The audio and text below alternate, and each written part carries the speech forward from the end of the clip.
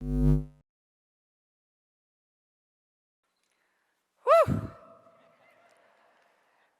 Where are all those Tangipahoa Parish people? Well, I'm going to take this damn mask off.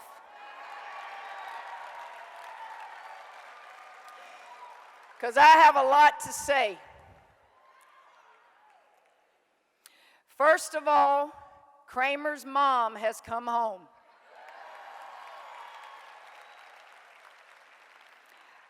I would like to thank the administration at LSU. While I don't know all of you personally, I want to thank everybody that made this happen. This doesn't just happen with a phone call.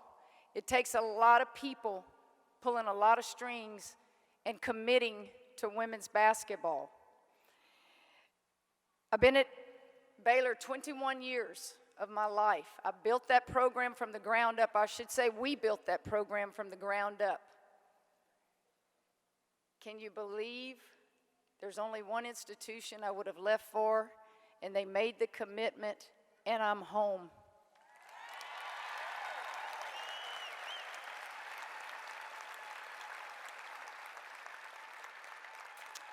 I too would like to thank Scott. Scott talks my language. It took a 10-minute phone call from him to get me to come to LSU. And then, like all great athletic directors and leaders, they better have people and women around them that are smarter than they are, right? Stephanie, where are you? Ramp, Stephanie, you better stay at LSU a while, girl, because you did all the work to get me here. You showed me the numbers. You talked to me. You got me through all the emotional moments. Thank you. Dee Dee Bro, where are you? Dee Dee Bro.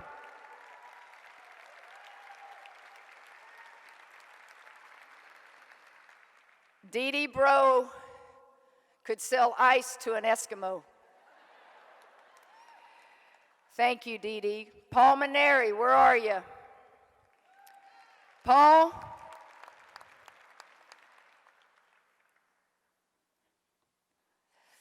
You took a cocky little boy and made him a man, and to you I'm forever grateful.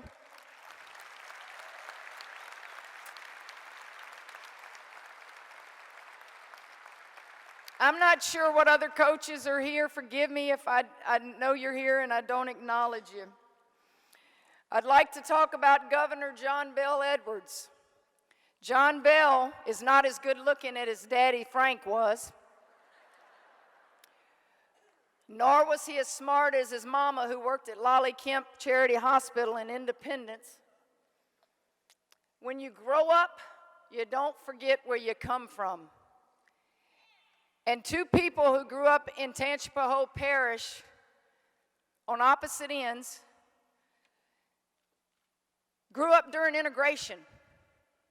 And where did he go to school? He went to the schools in Amite public schools. Where did Kim Mulkey go? She went to all the schools in Hammond. And somewhere in between there, they knew where Tickfall was. They knew where Independence was. They knew where Ponchatoula was. They knew their parish, because that parish made us who we were. This state made us who we were. I appreciate you being here.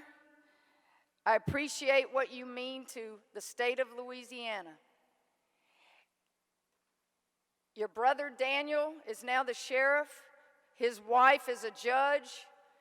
And it's just so unbelievably comfortable for me to come back to my roots. Thank you, John Bel.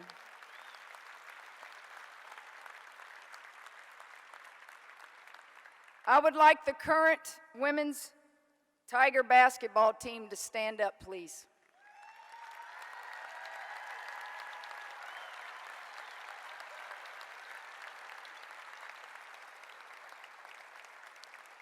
I want you to see those banners behind you right there.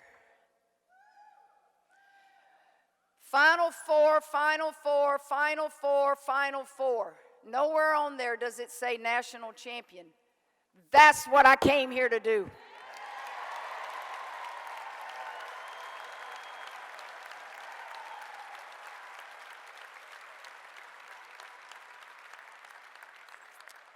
You may be seated. I like them already. In talking about national championships, it doesn't happen overnight. Let me remind you, rabid LSU fans that can be crazy and want coaches fired tomorrow, give it time. Give it time. But I can assure you that's what I came here to do. I'd like to also introduce my family, which has been introduced, but I can't go without acknowledging it. My mom, Drew, still lives in Hammond and Tangipahoa Parish.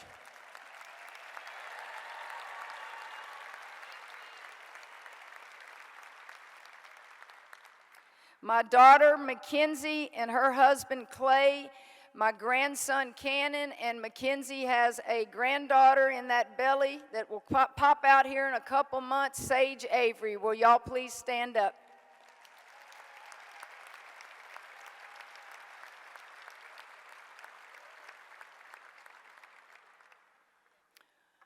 Okay.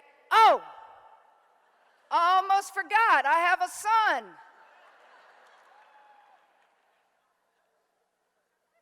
Kramer, is that you? Kramer Robertson, all the way here from St. Louis and the Cardinals baseball organization.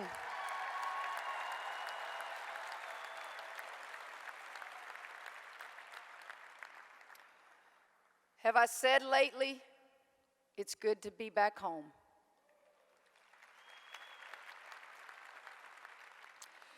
When I left North Louisiana and Ruston 21 years ago, I took a job in Waco, and I was on a mission, my very first head coaching job. Spent 19 years of my life in Ruston, Louisiana. We won 23 Big 12 championships, including regular season and tournament. We won 3 national championships. We graduated every player that ever finished in a uniform for me.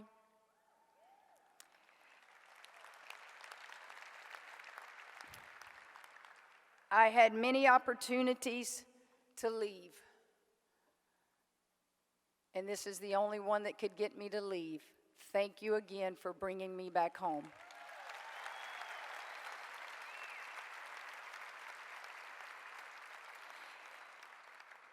LSU is a very, very prideful institution of higher learning. You know what it feels like to win championships. You know what it means to a community and to a state when you're a winning program. I know what it means. And I can assure you, I didn't just come here to win championships. I came here to make an impact at the right time at an institution that needs something really positive.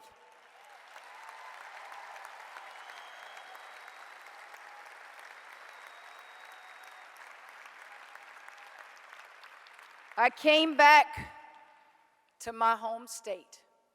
If you have followed my career, I've said it numerous times. No matter where I go to coach, no matter where my career takes me, Louisiana is my home.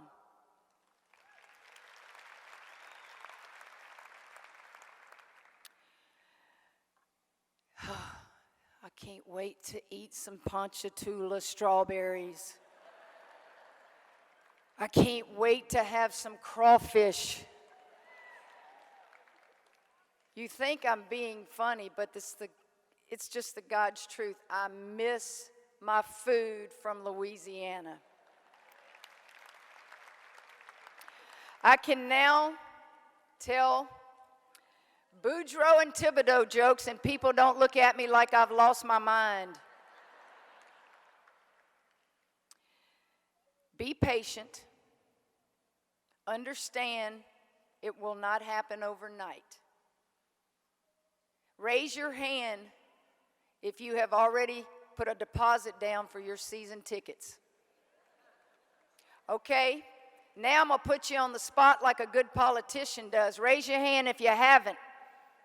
Get them up, get them up. Why not? What are you waiting on? It's the end of the month. You get your paycheck next month. You can put a deposit down right now and buy a season ticket. I heard that just today, 600 have already put deposits in for season tickets.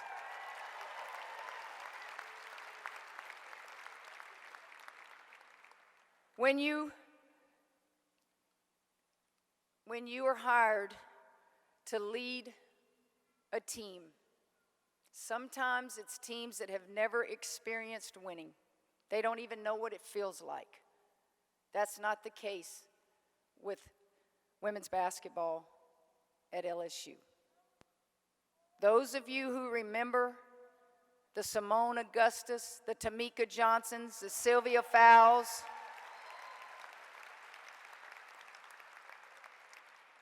they had the PMAC rocking, except when they played against Kim Mulkey in the Final Four, right? I have great admiration for that lady's banner and that woman on that banner right there, Sue Gunter.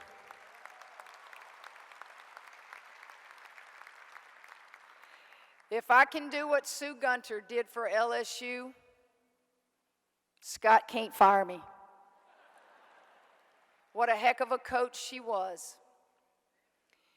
It's no secret, I do coach with passion. I do coach with intensity. But I think I learned that from the great state of Louisiana. We're fighters here. I'm going to fight for my team. I'm going to fight for LSU. And I'm always going to fight and defend the state of Louisiana. I can't build this program alone. You can forget that. I cannot build it alone. I have to introduce, and I would like them to stand up as I talk and tell you who they are, my staff, some of them, not all of them, that are going to come here from Baylor with me. Don't pat me on the back. Pat those guys on the back. They do all the work. Pat those guys on the back. They will be beating the bushes to bring recruits to LSU. I'd like to start Johnny Derrick. He really wants to retire, and I won't let him. Johnny Derrick is he's a Louisiana guy from Duboc, Louisiana. Jennifer Roberts. Jennifer is a Shreveport, Louisiana girl. Jordan Westbrook. Jordan is from Indianapolis, Indiana, and she's been at Baylor a long, long time. And when I tell you she's a jack of all trades, ask Jordan and she can do it before you think about it. I'd like to introduce Kaylin Rice.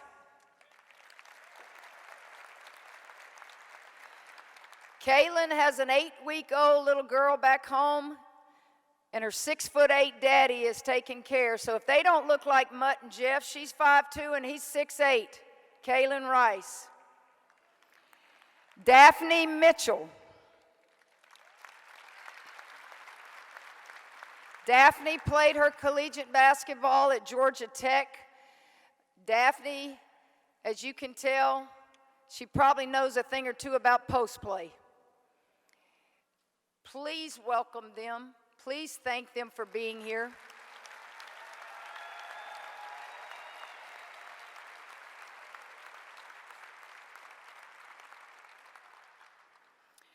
To LSU, to you fans, to everybody that loves LSU, we need your help. Don't wait until we start winning to buy your season tickets. You have to help us get to that level of winning. When the game is close and tight, just one sellout crowd will help us get there. I'm going to hit you up. You think Dee Bro has worked y'all for 43 years? You ain't seen nothing yet.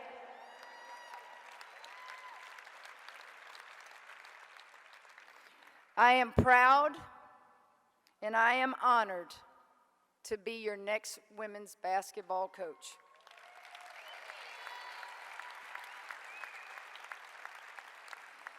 Thank you for bringing me home.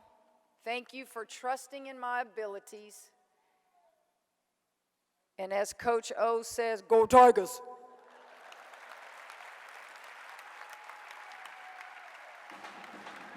Two questions. One is, what did Scott say in his 10-minute conversation to convince you?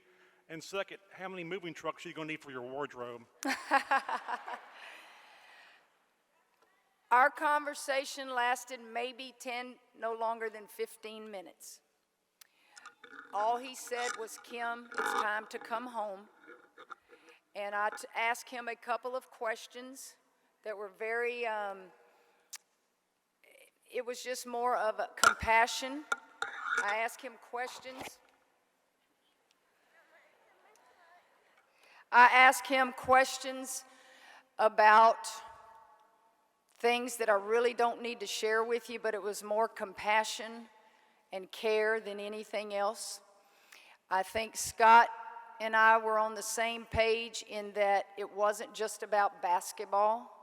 It was about a lot of things that he thought I could help him with, not just at LSU, but in the state of Louisiana. And it touched home. It touched home with me, and it touched my heart.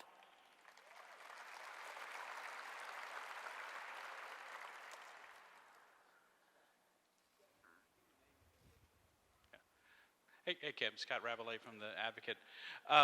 Obviously, you knew a lot about LSU being from this part of the state, but your years coming to the games when Kramer was playing baseball, did that influence you at all? Did that plant any kind of seed to think that this could be a place where you might like to wind up? Well, Kramer's influence, Kramer came to LSU because he wanted to play for a national championship.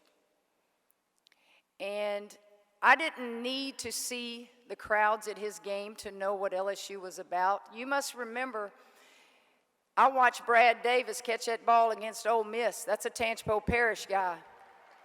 I watched Burt Jones quarterback. When you're from Louisiana, you just keep up with sports. So I have an amazing memory when it comes to the history of athletics. I could name you Dale Brown's 5 with Eaton Martin, Rudy Macklin, Jordy Hultberg, and the list goes on. You just know sports. I watched my butt get beat by Simone Augustus and Fowles and all those kids, Tamika Johnson. I already knew how special a place it can be. And at those baseball games, never, ever did I think I would be at LSU, ever. But I am, and I'll say this, God works in mysterious ways.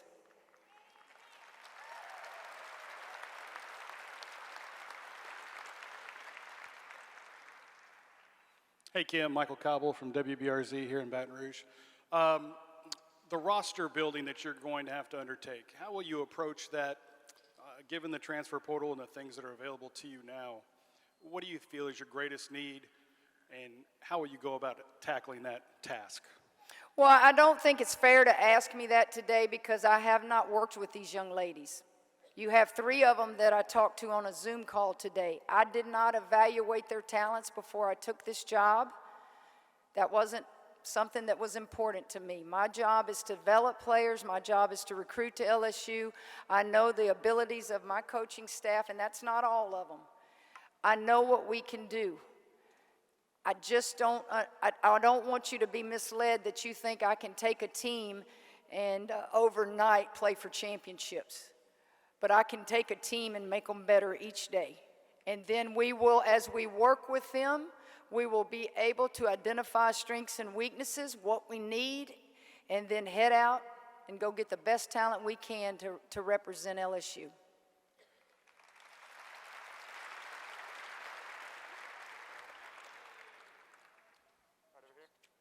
Chessa Boucher with WVLA. Coach, you are a player's coach. What did you tell your girls at Baylor, and also what was that conversation like with your team here now in Baton Rouge?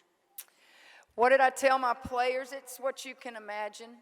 When you invest in a young person's life and you tell them you're leaving, you feel a great sense of remorse, sadness, because they came to an institution because of you and the program that you built. So you can imagine it was a many, many tears shed. And all I could tell them was I was going home, that I was going home, and that I loved them, and that I hoped that they could understand and not be angry at me, but it's just a feeling in my gut that it was time to go home. What did I tell the current players? They can probably answer that better than you can. I introduced myself to them, my staff to them, and in return, I wanted them to introduce themselves. And it wasn't in great detail. It wasn't a big rah-rah speech. It was mainly an introduction, and that let's go win some basketball games.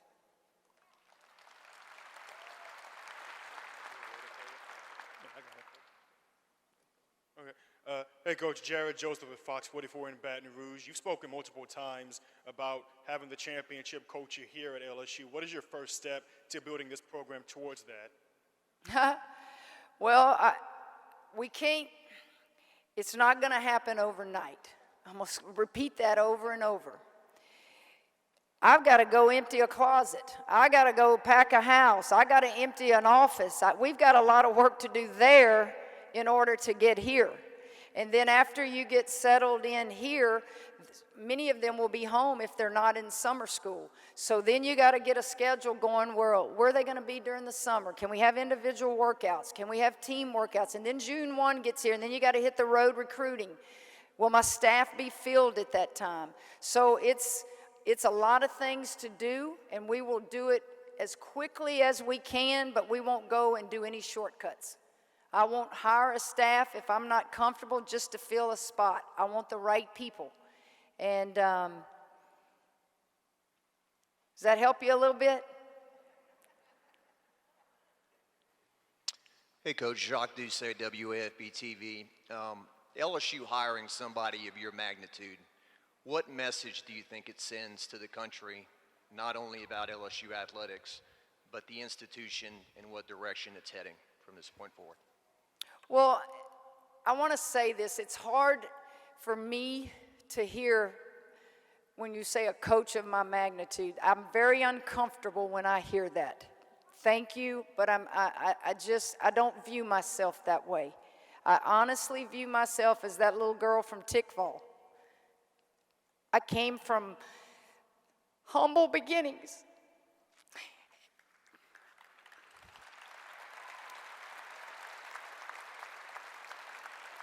I have been blessed in my life to play with some of the greatest players to ever play this game.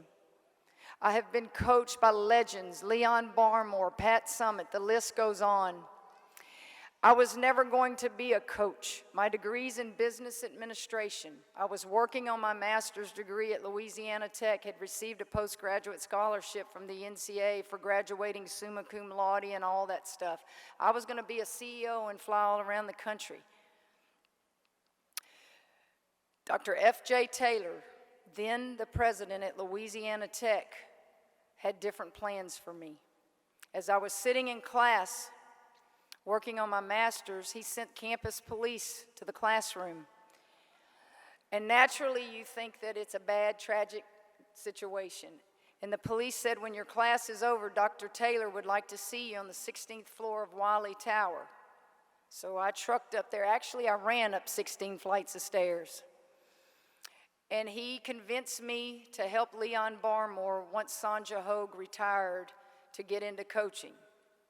Now, I have to be honest with you, and these guys are going to feel that way just as I did as a player. I wanted no more Leon Barmore. I was tired of him. I'd already played for him for 4 years. I was moving on. I loved him, though. It was just time to say, The man wouldn't take no for an answer. So he knew more about what I needed to do in life at that age than I did. 36 years later, this is what I've been meant to do in life. I think the statement, if I can say this, how do you get a coach to leave an institution that has had so much success? I think that's what everybody's wondering. And the first thing you're going to wonder is, God, she got a boatload of money. My boat does not float because of money.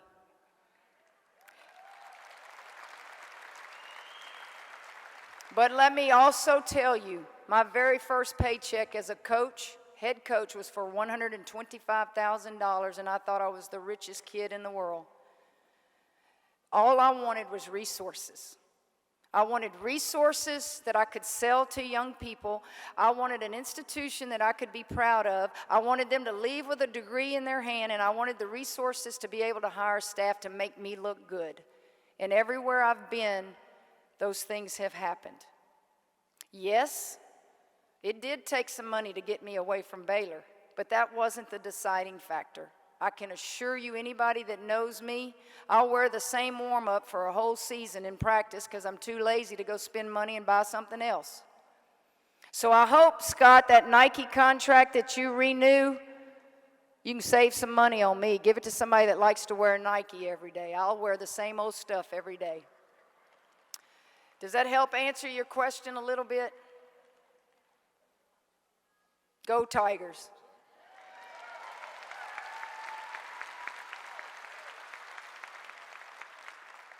Hey, Kim, Andrew Doak to your back left. I hear you. Hey, how you doing? CBS in New Orleans. Could you dive a little bit deeper into your relationship with Dee Bro and why that brought you here to LSU, and was that a big factor in you wanting to return home? Well, Dee Bro, I actually recognized her from afar through the years. And I asked Dee this today. Dee, who was your coach at Southeastern in Hammond, which you all know that's where I'm from? And she told me. I said, yeah, that's who I'm talking about. So you knew who Dee Bro was. I watched her gymnastics teams on TV. I watched the crowds and how people loved her and loved the program. Did not really know Dee personally. But my God, in the last week, I feel like I've known her my whole life. Dee Bro talks my language. She talks my language. And I will certainly call on her and Paul Maneri and everybody else that comes across in my path at LSU for help. You say, help? Oh, yeah, I need help. I need help. I need help with fans. I need help with administrators. It takes everybody helping and pulling for each other. I'm one of these that Ed Orgeron may have to throw me off the field because I might go out there and run a tight end play across the middle when he's throwing to the receivers too much. I might go out there and tell Paul Maneri he's leaving that guy on the mound too long.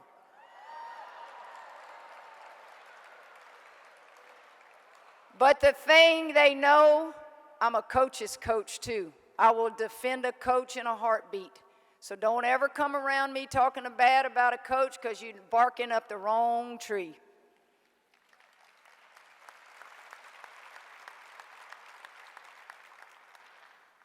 Kim, Wilson Alexander from The Advocate over here on your, there you go. Hey, just the timing of all this. When did you and LSU start talking to each other, and then when did you make the decision? Timing in everybody's life. The timing in your life is so important.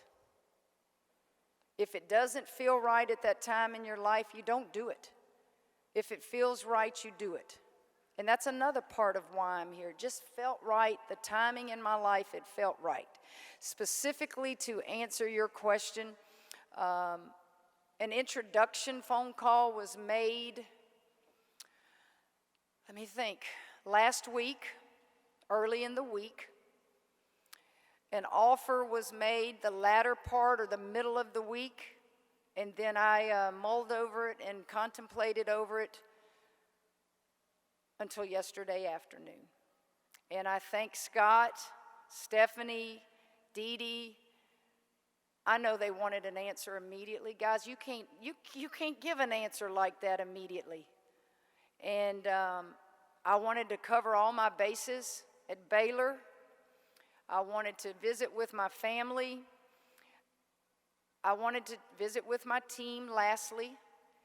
And the decision was announced yesterday as right after I told my team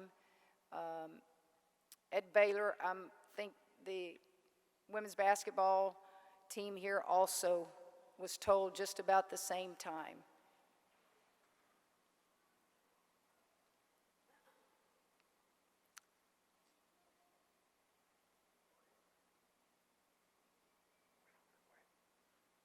Hi, Kim. Brody Miller with The Athletic. I mean, we've obviously talked so much about why you're coming here, but I mean, just how difficult was it to wrestle with leaving Baylor after everything you built there? It was very difficult.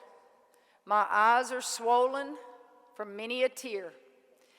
My eyes are red. I have had so many sleepless nights. I can't tell you how many hours sleep I've probably had in the last 5 days, not much. Because when your heart is invested in something so intensely and so passionately, it's hard to let go.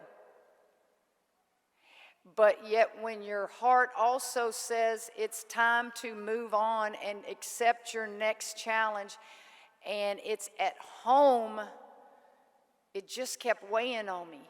It kept weighing on me. Something felt right here. And it just was icing on the cake that it was LSU. I would not have left Baylor for any other school except LSU.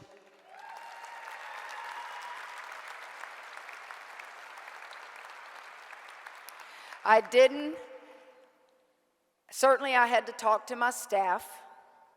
The hardest person for me to convince to take this job was Kramer.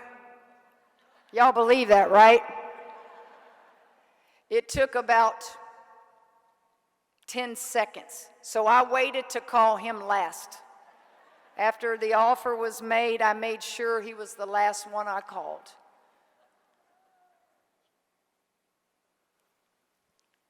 Kim, this isn't a question as much as I just hate to miss the opportunity. A couple of rows behind Johnny, they brought you a treat they were trying to show you earlier. They brought me a treat that they're trying to show me earlier. Oh, my strawberries!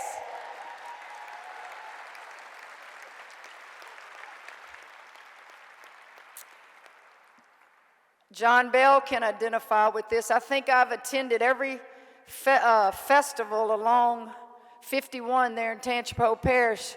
I'd always go to Ponchatoula for the Strawberry Festival. Then I'd go to Independence for the Little Italy Festival. Then I'd go to Amite for the Oyster Festival. So I've hit every place on that 51.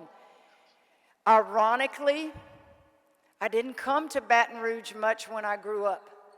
But Lord, I have spent more money and time in Baton Rouge when Kramer was here. So those of you who I've paid a lot of money to eat, keep your doors open. I love to eat.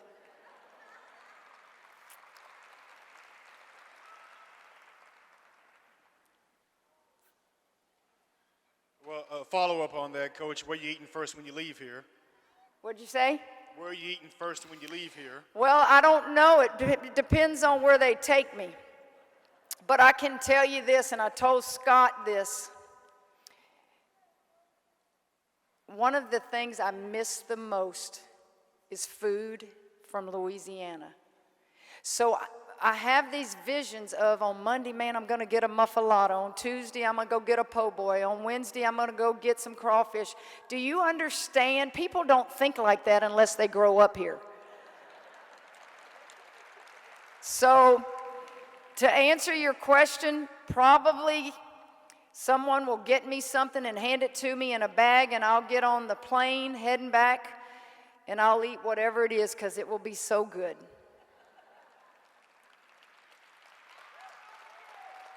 Oh, they don't want me to forget about Hi-Ho Barbecue in Hammond now. You got it, Hi-Ho Barbecue, dressed with sauce. We good? As Coach Ed Orgeron would say, "Go Tigers."